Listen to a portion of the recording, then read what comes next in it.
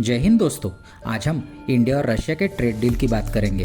जानते हैं इस विषय में क्या जियोपॉलिटिकल डेवलपमेंट्स हुई है। तो दोस्तों, भारत और रूस के बीच नई दिल्ली में एक India Russia business dialogue organise हुआ था, जिसमें रशिया के डेप्यूटी पीएम डेनिस मोंतरोव अपने डेलीगेशन के साथ आए थे। इस बिजनेस डायलॉग में भारत के विदेश मंत्री डॉक्टर जयशंकर ने भी हिस्सा लिया था।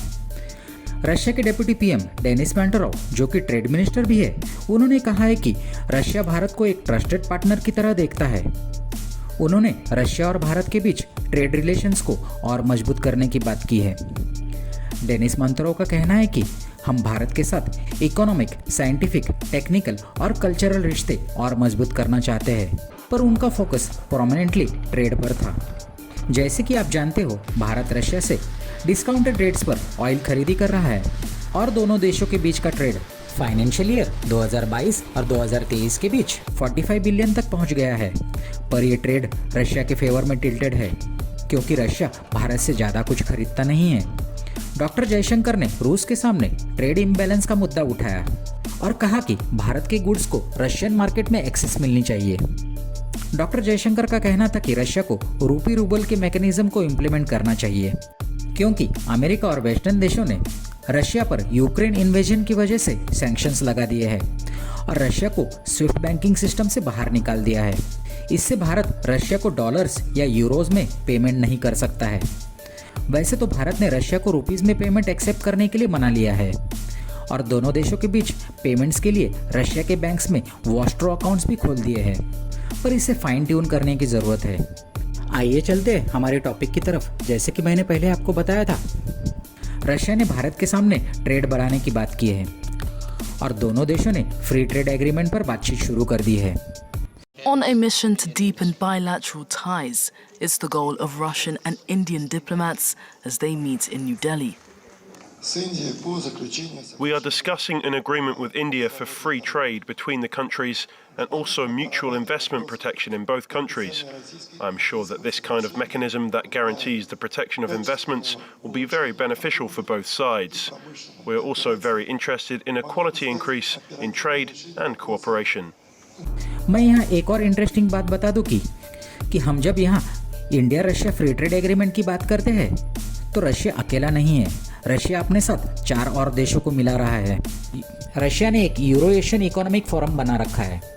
इसमें कुल मिला के 5 देश शामिल है, जिसमें आर्मेनिया, बेलारूस, कजाकिस्तान, किर्गिस्तान और रशिया। इसे आप एक तरह का रशियन नेटो भी कह सकते हो। रशिया ने तो बेलारूस में अपने न्यूक्लियर मिसाइल्स भी तैनात कर दिए हैं।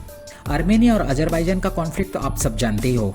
भारत ने आर्मेनिया को बहुत से डिफेंस इक्विपमेंट एक्सपोर्ट किए हैं। कजाकिस्तान ने तो हाल ही में पाकिस्तान को भी स्नब कर दिया है। तो दोस्तों, इंसिडेंट ये हुआ कि Pakistani wrestlers Asian wrestling championship में कजाकिस्तान गए थे। तो हुआ ये कि पाकिस्तानियों को वीज़ा ऑन अराइवल मिलता है अस्ताना में। पाकिस्तानी टीम अस्ताना की डायरेक्ट फ्लाइट न मिलने के कारण वो लोग अवेलेबल फ्लाइट के अनुसार अलमांटी पहुंच गए, पर जब ये एयरपोर्ट पर लैंड हुए तो वीज़ा न होने के कारण ऑफिशियल्स ने पूरी टीम को दुबई डिपोर्ट कर दिया। मैं आपको बता दूं कि कजाकिस्तान, जो कि पाकिस्तान के काफ़ी करीब है, पर वहाँ पाकिस्तान से कोई भी फ्लाइट नहीं जाती, उन्हें वाया दुबई ही जाना पड़ता है। भारत और कजाकिस्तान के बीच रिश्ते बहुत ही अच्छे हैं। पिछले ही दिनों भारत और कजाकिस्तान के बीच मेघालय में काजिन नाम से एक मिलिट्री एक्सरसाइज भी हुई थी। तो भारत के सेंट्रल एशियन कंट्रीज के साथ बहुत ही अच्छे संबंध है। तो अगर भारत यूरो एशियन कंट्रीज के साथ ट्रेड एग्रीमेंट करता है तो इससे भारत को बहुत ही फायदा होने वाला है। तो दोस्तों, मैं चाहता हूँ कि ये एक छोटा सा क्लिप जो कि रशियन मॉल का है वो आप देख लो। इससे आपको आइडिया हो जाएगा कि सैंक्शंस के बाद रशियन मॉल्स किस तरह खाली पड़े हैं। तो जैसे मैंने आपको बताया था, वेस्टर्न सैंक्शंस की वजह से कई बड़े ब्रांड्स ने रशिया में अपने ऑपरेशंस बंद कर दिए हैं और कोई भी रशिया को गुड्स एक्सपोर्ट नहीं कर रहा है। अब ये जो एम्प्टी स्पेस है जिसे यूरोपियंस और वेस्टर्नर्स छोड़ गए हैं, उसे भारत फिल कर सकता है।